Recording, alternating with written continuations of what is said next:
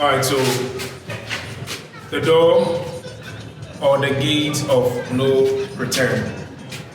Originally, the door they had here was a very short and narrow door designed for one person to fit at a time. Cape Coast today is having a bigger door all because the English at a point made this town the capital city of Gold Coast. The castle we are seeing here became the administrative quarters, so that made them expand the door for administrative goods to be moving in out of this place until 1877 the city was moved to Accra, and Accra is still the capital city of present-day Ghana. Africans that exited from this door never returned back. You walk out of this place, you lose your right as a human being, you lose your connection with your people, and also get to lose your identity as an African. And I'm saying you lose your identity all because, please, your surname. From where, the north? Yes. Your surname? Salifu. Salifu, is it a Muslim name or not? So I wouldn't pick Salifu today. Your surname. Anaba from the north as well, please, your surname. Amisa is a fancy name, so Anakana. So let me say, I don't know them from anywhere, but I could guess where they come from based on the names that they gave me.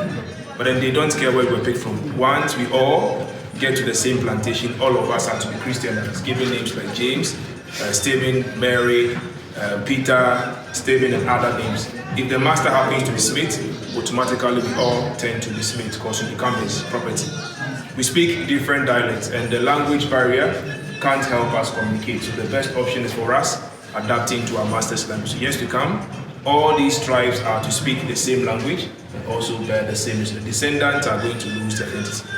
You walk out of this place, you lose your right because you could be killed at any point, any time, and as and when they wanted to do so. The business from Europe to Africa to the Americas was backed with insurance. So as to whether you survive or die, still profit was being made on them. So the focus was not the human lives, rather the money making out of them. A lot of these Africans had never seen the ocean before, because majority of them came from the inner lands. Getting to see the ocean for the first time got them scared, thinking they were going to be killed. So when placed on canoes to take them into bigger ships, some of them were jumping into the sea to commit suicide. I am willing to jump, but then he's not. Once we were in chains together, if I was to jump, there was the possibility of me pulling him, which may be all moving, we die together. Making to the bigger ship, because of the numbers they had them laid head till before they got them transported. Historically, the largest number made it to the south, of which Brazil had the highest concentration. Some were taken to Argentina, Colombia, and other areas, to the Caribbean lands, Haiti, Jamaica, Cuba, Trinidad and Tobago, Suriname, Barbados, Antigua, and others, and some also went up north, mostly to the eastern section of US of A. Florida, North, South Carolina, Mississippi, Virginia, New York, and other places. Some also even went to Canada. A section of them also were taken to Europe.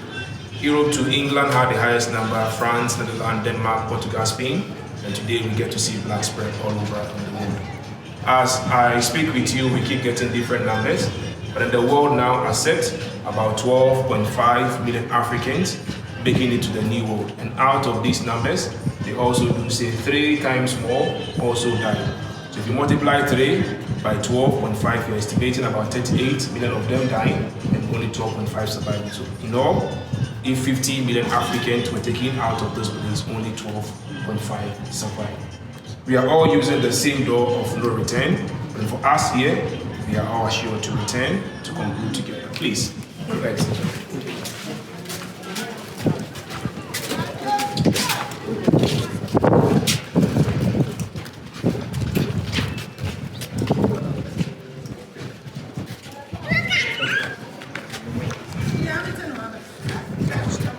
We're using the door or gate of no return here, but then the European merchants, soldiers and others had their own bigger door up there. Down the stairs they meet them here. Canoes would pick them, then move them into the bigger ship, and that was where some of them were jumping into the sea as I made mention to commit the suicide. The activities within and around the place made them name this whole area European Beach, a place for only European activities. Today, it happens to be a fishing village, but the name is still maintained. The locals do call this place Abrofon Kwano, which translates the same thing as European Beach.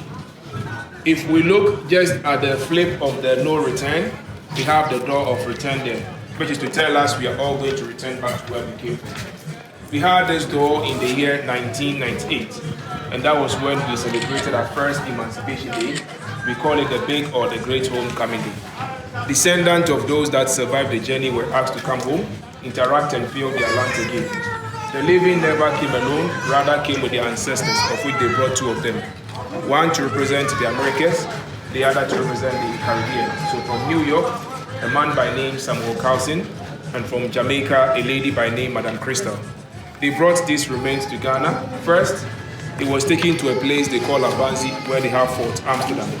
From Amsterdam, they had to use the sea through the same door or gate of no return to break the chains and the chains that said no slave will return back. But in the same way they got them out of the castle onto the sea as well brought them back through that door, and that got us the